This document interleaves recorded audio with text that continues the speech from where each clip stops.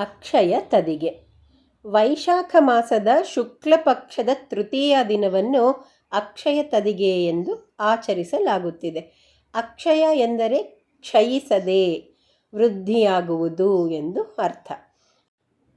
ಅಕ್ಷಯ ತೃತೀಯ. ಸನಾತನ ಧರ್ಮದಲ್ಲಿ ಈ ದಿನಕ್ಕೆ ವಿಶೇಷ ಮಹತ್ವವಿದೆ.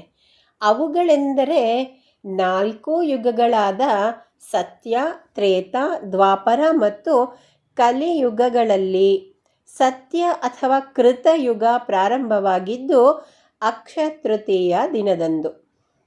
ವೇದವ್ಯಾಸರು ಮಹಾಭಾರತವನ್ನು ರಚಿಸುವ ಸಂದರ್ಭದಲ್ಲಿ ಅವರಿಗೆ ಸಹಾಯಕನಾಗಿ ಗಣೇಶನು ನೆರವಾಗಿದ್ದು ಅಕ್ಷಯ ತೃತೀಯ ದಿನದಂದು. ಭಗೀರಥನ ಪ್ರಯತ್ನದಿಂದ ಗಂಗಾವತರಣವಾಗಿದ್ದು ಶಿವನ ಜಟೆಯಿಂದ ಗಂಗೆ ಭೂಮಿಗೆ ಇಳಿದಿದ್ದು ಅಕ್ಷಯ ತೃತೀಯ ದಿನದಂದು. ದಶಾವತಾರಗಳಲ್ಲಿ ಒಂದಾದ ಪರಶುರಾಮ ಅವತಾರ ಪ್ರಾರಂಭವಾಗಿದ್ದು ಅಕ್ಷಯ ತೃತೀಯ ದಿನದಂದು. ಸಂಪತ್ತಿನ ಒಡೆಯ ಮತ್ತು ಯಕ್ಷರ ರಾಜ ಕುಬೇರನಿಗೆ ನಿಧಿ ಅಥವಾ ಸಂಪತ್ತು ದೊರೆತದ್ದು ಅಕ್ಷಯ ತೃತೀಯ ದಿನದಂದು. ಕುಚೇಲನಿಗೆ ಗೆಳೆಯ ಶ್ರೀಕೃಷ್ಣನಿಂದ ಅನುಗ್ರಹ ಪ್ರಾಪ್ತಿಯಾಗಿದ್ದು ಅಕ್ಷಯ ತೃತೀಯ ದಿನದಂದು. ಅಮೃತ ಪ್ರಾಪ್ತಿಗಾಗಿ ದೇವತೆಗಳು ಮತ್ತು ರಾಕ್ಷಸರು ಸಮುದ್ರ ಮಂಥನ ಮಾಡುತ್ತಿದ್ದ ವೇಳೆ ಲಕ್ಷ್ಮಿ ಹುಟ್ಟಿದ್ದು ಅಕ್ಷಯ ತೃತೀಯ ದಿನದಂದು. ದುಶ್ಯಾಸನನು ದ್ರೌಪದಿಯ ವಸ್ತ್ರಾಪಹರಣ ಮಾಡುತ್ತಿದ್ದ ವೇಳೆ ಶ್ರೀಕೃಷ್ಣನು ಆಕೆಯ ಮಾನವನ್ನು ಸೀರೆಯನ್ನು ನೀಡುವುದರ ಮೂಲಕ ಕಾಪಾಡಿದ್ದು ಅಕ್ಷಯ ತೃತೀಯ ದಿನದಂದು. ಈ ದಿನದಂದು ತಮ್ಮ ಶಕ್ತ್ಯಾನುಸಾರ ಯಾವುದೇ ಹೊಸ ವಸ್ತುಗಳನ್ನು ಖರೀದಿಸಿದರೆ ಅದು ಅಕ್ಷಯವಾಗಿ ಮುಂದೆ ಲಭಿಸುತ್ತದೆ ಎಂದು ಪ್ರತೀತಿ. ಅಕ್ಷಯ ತೃತೀಯ ದಿನದ ಇಡೀ ದಿನದ ಪ್ರತಿಯೊಂದು ಘಳಿಗೆಯೂ ಶುಭ ಮುಹೂರ್ತದ್ದೇ ಆಗಿರುತ್ತದೆ. ಅಂದು ಮಾತ್ರ ಯಾವುದೇ ರಾಹುಕಾಲ, ಗುಳಿಕ ಕಾಲ ಅಥವಾ ಇನ್ಯಾವುದೇ ಅಶುಭ ಕಾಲದ ಮಹತ್ವ ಇರುವುದಿಲ್ಲ.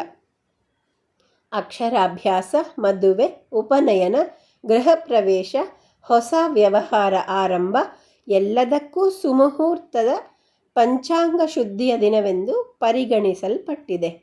ಜನ್ಮಾಂತರಗಳ ಪಾಪ ದೋಷಗಳನ್ನು ನಿವಾರಿಸುವ ಗಂಗಾಮಾತೆಯು ಪವಿತ್ರ ನದಿಯಾಗಿ ಸ್ವರ್ಗದಿಂದ ಧರೆಗಿಳಿದ ದಿನವಿದು.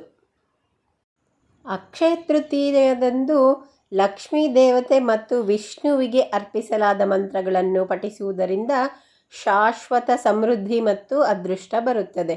ಪ್ರಮುಖ ಮಂತ್ರಗಳಲ್ಲಿ ಸಂಪತ್ತಿಗೆ ಓಂ ಹ್ರೀಂ ಶ್ರೀಂ ಲಕ್ಷ್ಮೀಭ್ಯೋ ನಮಃ, ಓಂ ನಮೋ ನಾರಾಯಣಾಯ, ಓಂ ಶ್ರೀಂ ಹ್ರೀಂ ಶ್ರೀಂ ಕಮಲೇ ಕಮಲಾಲಯೇ ಪ್ರಸೀದ ಪ್ರಸೀದ, ಓಂ ಶ್ರೀಂ ಹ್ರೀಂ ಶ್ರೀಂ ಮಹಾಲಕ್ಷ್ಮಯೇ ನಮಃ.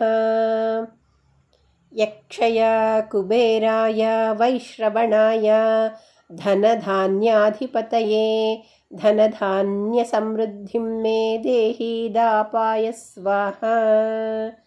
ನಮಸ್ತೆಸ್ತು ಮಹಾಮಾಯೇ ಶ್ರೀಪೀಠೆ ಸುರಪೂಜಿತೆ ಶಂಖಚಕ್ರಗದಾಹಸ್ತೆ ಮಹಾಲಕ್ಷ್ಮೀ ನಮೋಸ್ತುತೆ.